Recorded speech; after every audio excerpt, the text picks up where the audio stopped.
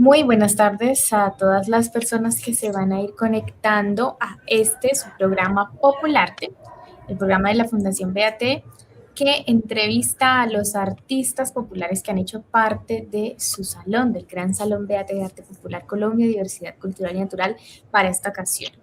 Es un proyecto que es apoyado por el Ministerio de las Culturas, las Artes y los Saberes y como ustedes saben, siempre vamos buscando las historias de esos artistas y encontrando, por supuesto, momentos para compartir con ellos sus historias, que nos quieren contar acerca de sus obras y, por supuesto, pues, qué hay detrás de cada una de ellas. Y para ello le voy a dar la bienvenida a nuestros dos invitados, pues, por supuesto, profe Elkin, quien siempre nos acompaña en estas sesiones para hablar con los artistas, indagar en sus historias, y nuestro invitado Julio Manotas desde Santa Marta, Magdalena. Buenas tardes, Julio, Elkin, ¿cómo están?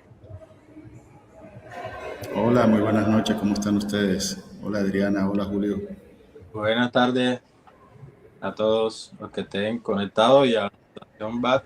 Gracias por la invitación a participar acá en este programa. Bueno, Julio, muy contentos de que por fin podamos tener al artista que es el autor de la obra, que nuestra agenda, que siempre la Fundación Beate hace estas agendas anuales, también nos cuente un poco sobre eso, sobre su obra, su experiencia en el salón, siempre muy interesados en tu historia. Pero bueno, que sea también el profesor Elkin quien inicie esta entrevista para pues, conocer todos esos detalles. Adelante, Elkin. Muchísimas gracias Adriana, Julio. Es un placer estar aquí, encontrarnos y que tengas la oportunidad o tengas el espacio para compartir con nosotros parte de tu proceso artístico y un poco de tu historia de vida, especialmente la relacionada con, con las artes plásticas en particular. Vemos en el fondo que tienes varios cuadros, varias pinturas, o sea que básicamente podríamos decir que estamos hablando con un pintor. ¿Te interesa esa expresión? ¿La usas con frecuencia o qué tipo de palabra usas para tu oficio? Bueno, buenas tardes a todos nuevamente y Elkin, Adriana. Bueno, sí, siempre me ha interesado pues por la pintura como tal, como el arte de caballete, ¿no? Desarrollar y aprender todo ese tipo de técnicas. Y es la que empleo, el dibujo, tanto la pintura como el dibujo, es el medio en el que me valgo para expresar mi arte. Muy bien. Julio, viendo un poco la serie de obras, de las fotografías, de hecho, que nos compartes para este espacio, me llama la atención que aparecen como dos series muy delimitadas y me gustaría conversar un poco sobre ellos. Sin embargo, antes de entrar en detalle ya en relación con tu obra, es una pregunta que siempre le hago a todas las personas invitadas, a todos los artistas invitados acá, y tiene que ver precisamente con la idea de vocación, ¿no?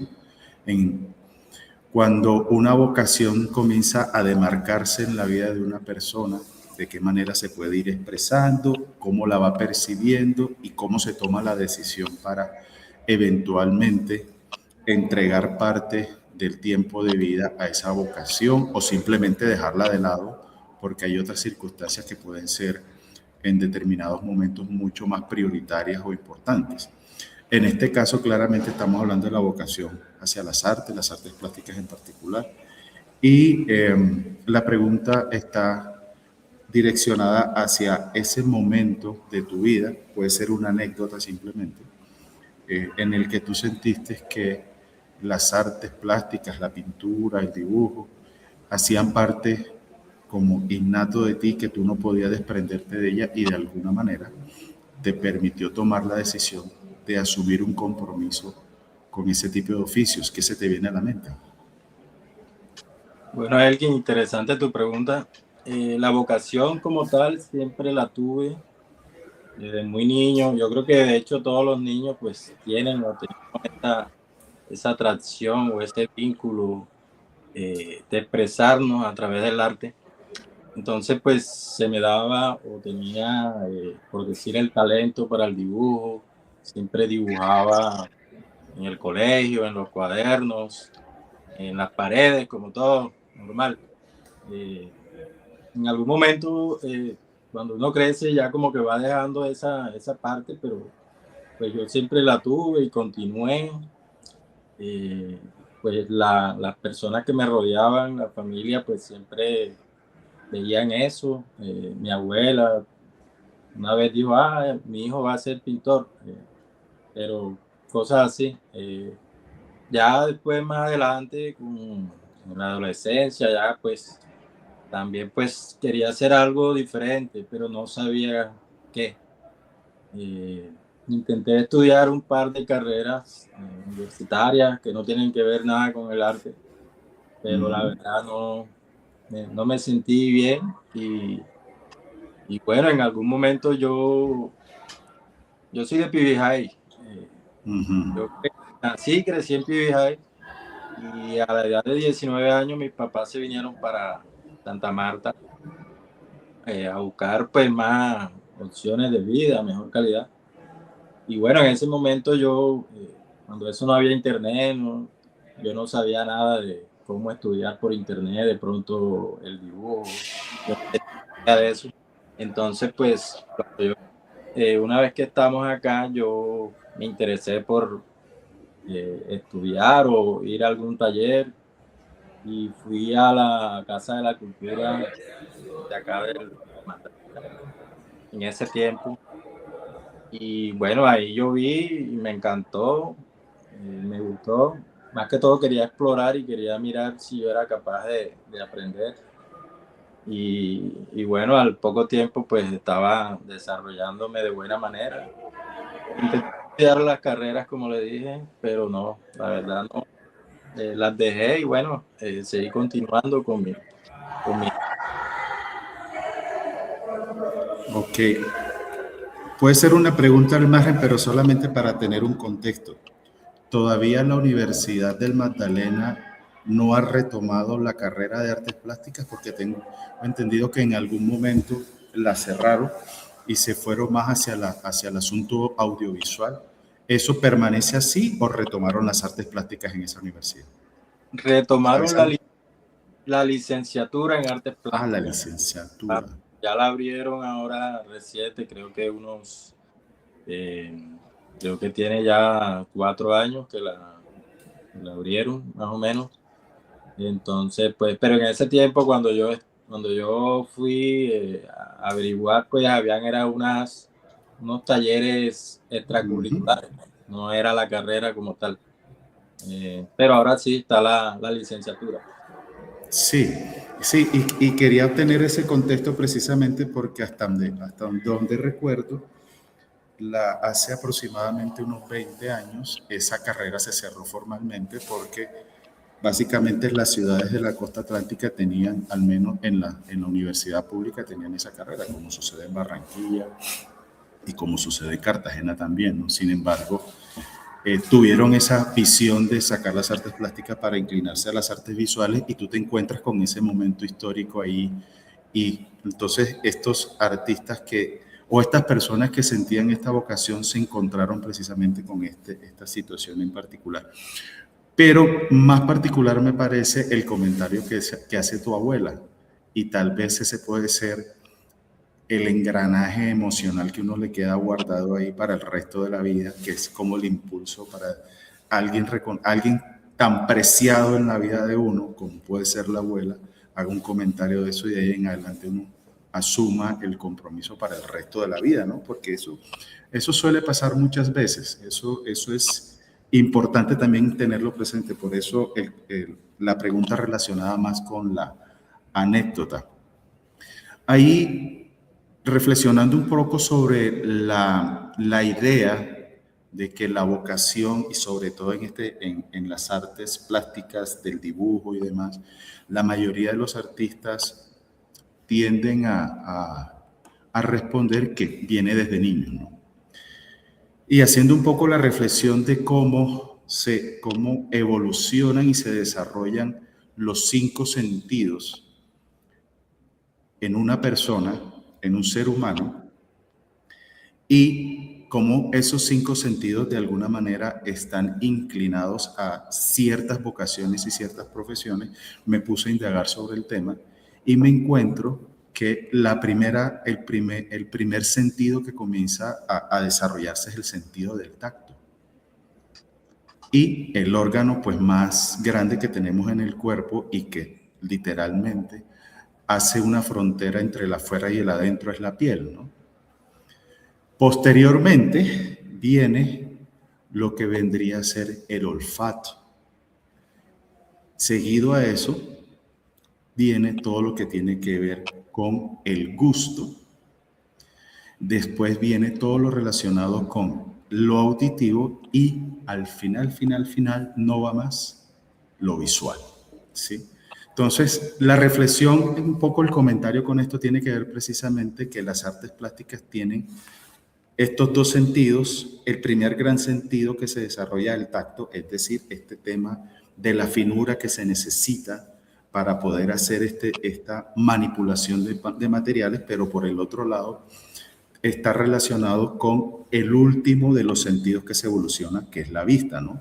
Y que eventualmente es tal vez uno de los más importantes que tenemos para la comunicación cotidiana. Y hago también esta especie de reflexión de introducción precisamente porque en tu obra y particularmente en la serie relacionada con la que te ganas una mención el año anterior en el Museo Nacional de Colombia, tiene que ver precisamente con lo visual y es esa estética de la que te apropias y que literalmente puedes encontrar en la puerta de tu casa, ¿no? Y que para todos nosotros puede ser una cosa que está allí de manera cotidiana, que en general podría pasar desapercibido, pero con una característica tal vez que es la vitalidad que le encuentran y si mal no recuerdo fue de los comentarios que hicieron los jurados a la hora de decidir por esa mención, y es precisamente que le otorga un espacio vivencial que tiene que ver con un clima específico, que tiene que ver precisamente con la tierrita y con nuestra tierra, digamos, que es un poco el exceso de luz. Pensemos en el sol y entonces estos colores que se vuelven de alguna manera estridentes. ¿Cómo llegas tú a todo este proceso? Cuéntanos un poco. Bueno, en mi búsqueda de temáticas por explorar, siempre me he interesado, pues como tú dices, por mi entorno, en el que yo vivo, en el que me desarrollo, el que yo veo diariamente. Entonces, pues en mis obras siempre han estado marcadas por esa temática. En algún momento yo hacía muchos paisajes de las calles. No tienen que ser las calles principales, sino cualquier calle que me interesaba, yo las hacía, las pintaba. En muchas de esas calles yo veía que aparecía un elemento y unos personajes que eran los vendedores ambulantes, por la carretilla, siempre por ahí. A veces apareció un perrito por ahí también. Entonces en algún momento yo hice un análisis de mi obra, quise hacer una síntesis, entonces saqué todo el entorno, toda esa parte y me quedé con los elementos de las carretillas, ¿sí?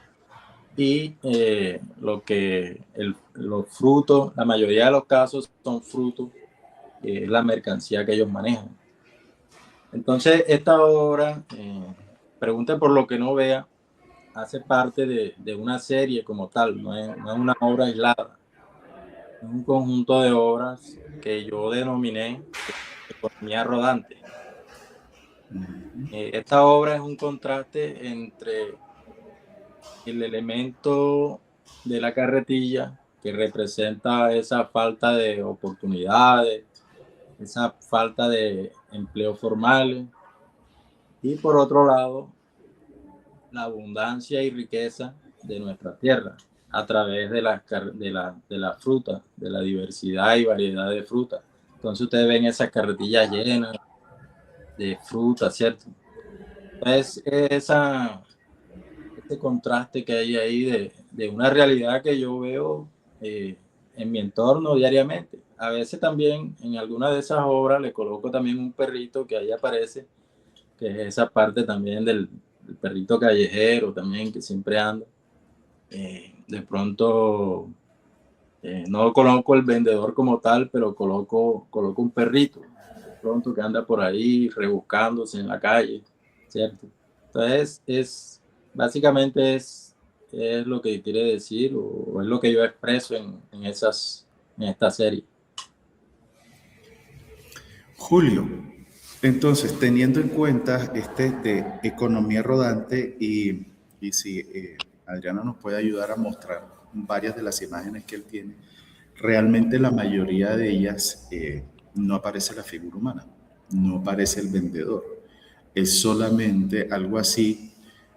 En algún momento me imaginaba que era una especie, el escenario donde este vendedor, esta vendedora ambulante realmente montaba como todo el acto para poder sostener diariamente tanto a sí mismo como a su familia, ¿no?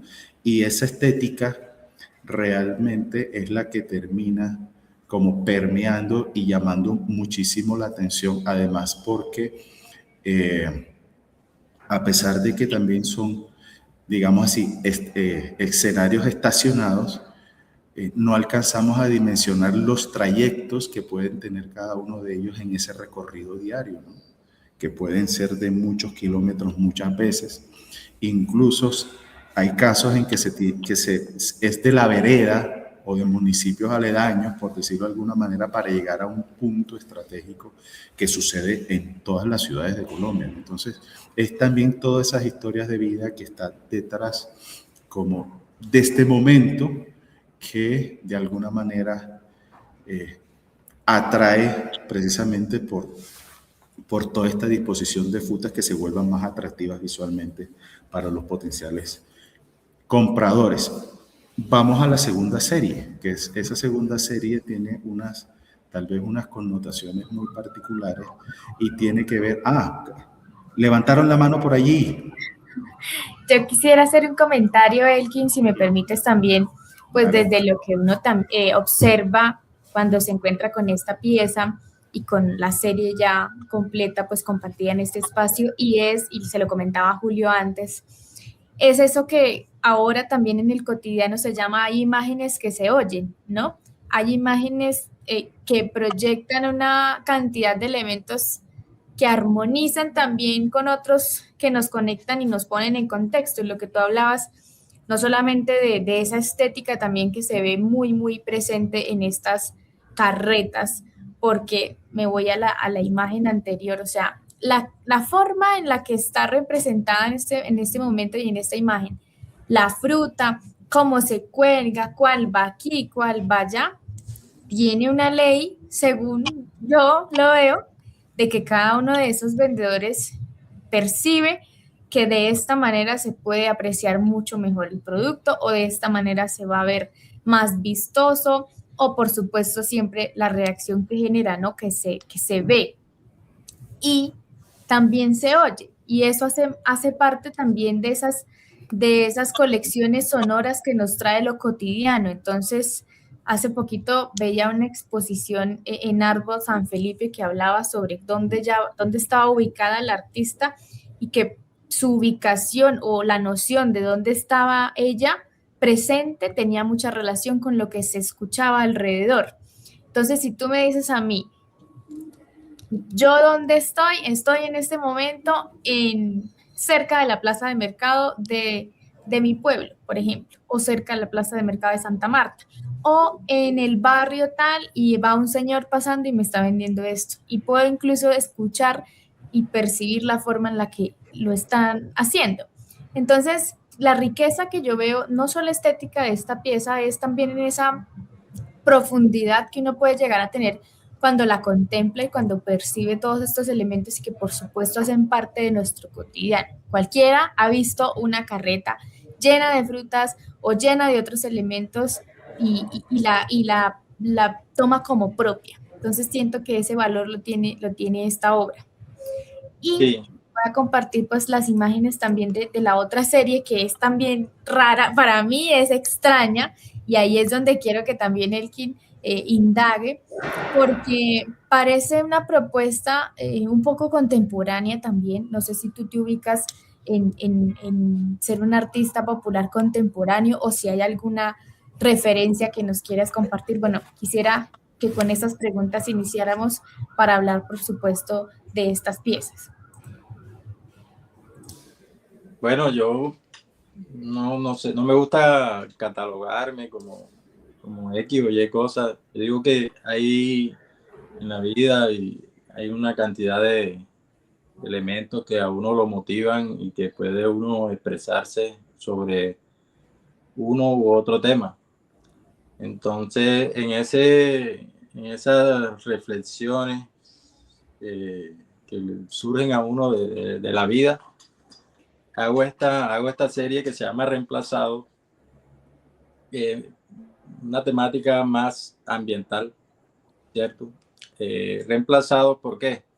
Porque acá hay dos elementos. Están el elemento de la fauna silvestre, que está en peligro de extinción, que está un poco reducida en número, ¿cierto? Y está siendo reemplazada en este momento, en esta obra, por ejemplo, ahí están compartiendo un espacio con una serie de peluches o juguetes que son representativos de ellos, ¿verdad? Entonces en estos peluches aquí, yo veo acá, por ejemplo, están el mono aullador, y en sus brazos tiene cargado un peluche de un mono, ¿verdad? Un elemento hecho por el hombre, representándolo a él. El hombre que es tan directo de su peligro, que lo pone en peligro en extinción. Entonces, hago una serie de tomo obviamente animales o fauna de acá. Está el jaguar, está el mono aullador. No sé si alcanzan a ver, pero en la obra también hay unas mariposas amarillas. Y está la Sierra Nevada de fondo, ¿cierto? Y entre todo ese montón de peluches hay un peluche de jaguar, y está el mono aullador de jaguar, de peluche, que digo, perdón. La mariposa, también hay un peluche de mariposa. Entonces, ese es el trasfondo de esa obra como tal. Que también es una serie, hay varias obras de esas que tengo. Sí, realmente es muy interesante, se vuelve realmente un asunto muy reflexivo porque en algún momento me produjo una sonrisa, digamos, que es que a veces en las obras el humor se ha perdido de manera absurda desde mi punto de vista, porque al final de cuentas el estado emocional como el humor también tiene un proceso creativo de fondo, ¿no? Y es precisamente cómo logras sutilmente, porque a la larga es eso, cómo logras sutilmente una suerte de reivindicación, pero también una denuncia bastante letal de que un animal tenga como un objeto emocional o un peluche de su especie, que literalmente la especie humana no está lejos de eso. O sea, ya estamos creando muñecos y muñecas, ya nos casamos con muñecas, ya históricamente ya eso ha sucedido. En Japón, por ejemplo, todo este asunto robótico que está en proceso y demás. Entonces, es básicamente incluso alcanzo a detectar, sin que tengas la pretensión de ello claramente, es un poco la idea que vende el transhumanismo, ¿no? Que es simplemente volvernos artificiales porque creemos que es mejor y más eficiente así. Y sin embargo, no, seríamos más objeto de consumo de lo que eventualmente nos hemos convertido en este momento. Entonces, un poco mi sonrisa tendría que ver un poco con eso. Hay algo muy serio que se ve en estas imágenes realmente, incluso perturbador si se quiere. Más sin embargo, la sutileza de eso es como reconocernos que nosotros estamos allí y que caminamos hacia a esa suerte de abismo, si se quiere, y vamos felices, ¿no? Que es un poco también lo que percibo en el fondo. Creo que ahí hay un ejercicio no solo contemplativo, en el sentido que podría considerarse una suerte de paisaje porque aparecen representaciones de la naturaleza, sino ese paisaje simbólico que nos creemos que es mucho más importante que eso que se da en el mundo natural. Entonces creo que hay un elemento valioso de ese trabajo. No sé si estoy exagerando en cuanto a mis comentarios, pero eso fue realmente la percepción que tuve cuando No, por primera vez hace. Que tus comentarios son buenos porque esa es la intención, como el hombre sintiéndose pues el gran creador, el que puede cambiar todo, el que puede, cierto, modificar la naturaleza, jugar de pronto con la vida de otros seres, esta también. Entonces esa es la idea. Nosotros muchas veces pues conocemos a estos animales silvestres es a través de esos juguetes o esos peluches. Así es. Cierto. En cambio, el animal silvestre pues está por allá escondido, de pronto huyéndole también al ser humano, ¿no? Sí, sí, definitivamente ahí hay un ejercicio muy valioso, precisamente reflexivo a partir de la imagen. Es un trabajo bien interesante. Ahora, Julio, teniendo en consideración estas dos series, ¿tú sientes que el haber participado en el Salón de Arte Popular y haberte ganado una mención te ha ofrecido algo distinto en tu proceso creativo? ¿Te abrió posibilidades? ¿Se ha mantenido igual? ¿Cómo sientes tú el proceso? Digamos, si hay un antes y un después, claramente, ¿no? Cuando recibes esa mención, ¿cómo sientes que ese reconocimiento y esa participación, además de la itinerancia que eventualmente se está desarrollando por el país y que precisamente en este momento está en Barranquilla esa exposición, ¿cómo ves tú esa participación de la Fundación para ti? Bueno, yo pienso que sí, obviamente es algo muy positivo. Uno no ve de pronto como el gran cambio así de repente, no, pero son, sin lugar a dudas, son cosas que van sumando poco a poco y que van generando muchas cosas, lo van viendo, lo van conociendo a uno, se van abriendo. Entonces, pues, obviamente es algo muy positivo y que sí suma. Y bueno, para la próxima edición vamos a participar nuevamente y vamos a seguir sumando. Sí, Claro sí, que sí, Julio.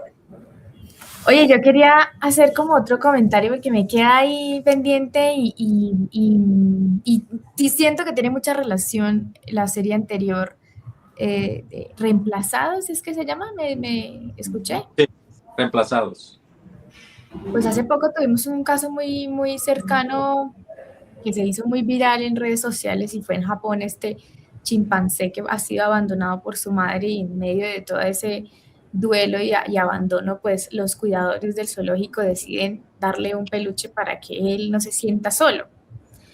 Y todo el mundo vio esa imagen, llegó a muchos lugares y precisamente también puede presentarse quizás como un contraste de obviamente lo que tú denuncias a través de esta serie, que es un tema muy actual, pero como también un invento del ser humano que está hecho para entretener o está hecho también pues con fines comerciales, como todos estos aparatos y todos estos muñecos para uno acercarse pues a lo más real de esos ídolos, seguramente pues hablando de los muñecos como tal, pero en este caso pues los peluches con las especies animales, y resultó que uno de esos inventos, este peluche que es igual a él o igual a su madre, podría relacionarse así, le salva del abandono y configura completamente todo su sentir o toda su experiencia, en este caso pues como un infante, una especie infante en un zoológico inmenso.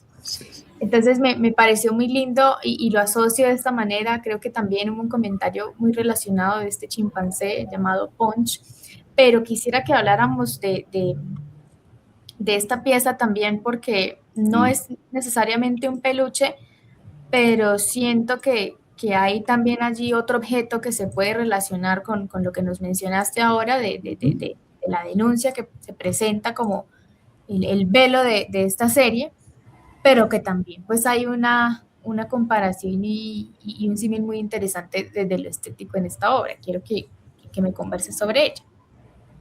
Y es que no es el tema del peluche solamente, son objetos que representan a estos animales, ¿verdad? O en forma de ellos. Entonces aquí tenemos un flotador en forma de tortuga carey, que está en peligro de extinción. Y allá en el fondo, ella nadando debajo de este flotador, ¿verdad? Entonces, no es como todos estos elementos. Por ahí tengo otras obras también que están hechas de plástico también, que es un elemento muy contaminante, ¿cierto? Porque estos objetos en algún momento terminan siendo desechados y terminan contaminando el medio ambiente. Entonces, esto es están compartiendo un espacio. Claro, entonces es esa también, y me parece que conecta súper bien, ¿no? El plástico de los flotadores, de los salvavidas, llega al mar, evidentemente por todas estas malas prácticas de contaminación, de desechos y demás. Y también un poco con esa publicidad que transforma, ¿no? Y que cada vez nos contaminan las aplicaciones de compras y de cosas, de que esto se parece a esto y puedes tener esto que se parece a lo otro, y se desvía un poco no diría yo ese fanatismo, sino también ese interés por lo que realmente pues hace parte de nuestro entorno y en este caso pues de las especies animales que están en vías de extinción o las mismas prácticas conscientes de reciclaje y demás. Entonces siento que también toda esa contaminación digital, todo eso visual que se comparte entre los objetos hace que olvidemos realmente pues lo que está en el centro y lo que hace que convivamos en un entorno, perdón, equilibrado con las demás especies. Es lo que percibo, ¿no? Aquí uno se vuela lejos con los pensamientos, pero me encanta, Julio, que esas sean las historias de tus obras, siempre con Elkin, y Elkin lo ha escuchado en todos estos programas. A mí me encanta saber de qué estaba hablando el artista con esta obra tan maravillosa. Y sobre todo por el título de la obra que recibe mención de honor, Pregunte por lo que no vea. Es muy graciosa también, ¿no? O sea, si no está ahí, no la vendo, como quien dice. Eso también Entonces, tiene que ver ahorita que las obras tienen de pronto un sonido también, ¿no? Sí, sí, sí. Populares que también se usan también, ¿no? En ese tipo de cotidianidad. Entonces, muchas de estas carretillas, de estos elementos también tienen, están decoradas también plantas con de frases también, que son muy dicientes y también llamó también mi atención y por eso te coloqué también en esta obra en particular. Bueno, yo creo que hemos llegado a nuestro final de esta entrevista, de esta charla. Muchísimas gracias, Julio, por permitirnos acercarnos hasta Santa Marta, Magdalena, a través de este espacio. conversar contigo, saber que hay muchas más obras en las que trabajan nuestros artistas. Cuando estamos en las exposiciones nos acercamos solo a un poco de lo que ellos hacen y este espacio precisamente es para eso, para ampliar esa perspectiva y saber cuáles eran esas preguntas que respondieron nuestros artistas al presentarse a la convocatoria. Entonces, muchísimas gracias. Elkin, un comentario final que quieras agregar. No, creo, y tiene que ver precisamente con lo que acabas de decir, y es que en general uno podría asumir que gran parte de los artistas que participan en el Salón de Arte Popular hacen obra específicamente para concursar, ¿no? Y hay un porcentaje no muy grande que básicamente su obra se acomoda a la temática propuesta y de alguna manera sí, simplemente podría desarrollar una obra nueva enfocada hacia la participación en el salón, pero que está totalmente relacionada con la serie que viene desarrollando. Pero está el tercer componente, y es tal vez lo más valioso de este tipo de conversaciones que tenemos aquí, y es lo que queremos resaltar al final de cuentas en estas conversaciones, es precisamente que hay una serie de trabajos que generalmente están un poco más, son mucho más personales, ¿no?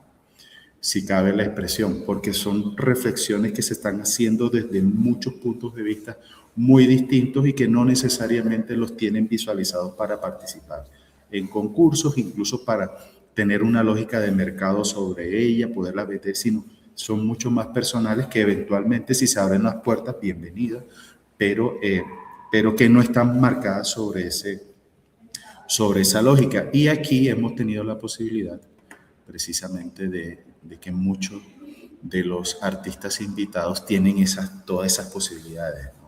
Y eso es gratificante encontrarlo en este trabajo que realiza Julio. Así que muchísimas gracias, Julio, nuevamente por este espacio.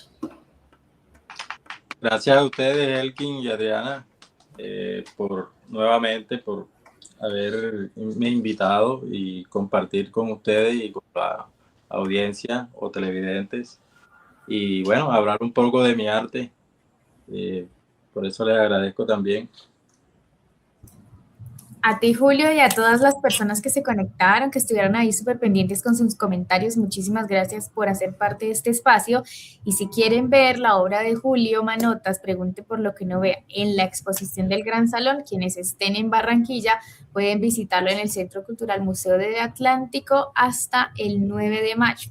Así que ya nos quedan unas semanitas para poder disfrutar de esta exposición, porque sigue viajando nuestro salón, itinerando por todo Colombia, pero ya les iremos contando en nuestras redes hacia dónde va esa exposición tan maravillosa de arte popular. Muchísimas gracias, Elkin, Julio, y gracias a todos.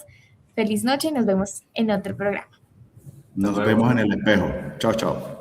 Chao.